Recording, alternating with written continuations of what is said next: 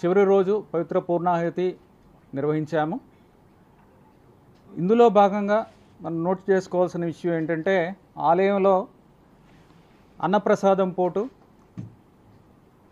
లడ్డూ పోటుల్లో పవిత్ర జలాలతో సంప్రోక్షణ చేయడం జరిగింది.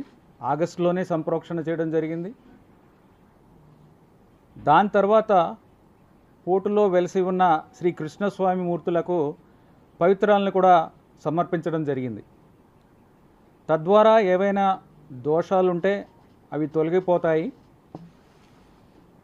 దీని ద్వారా కల్తీ వలన వచ్చిన దోషం కూడా తొలగిపోయింది.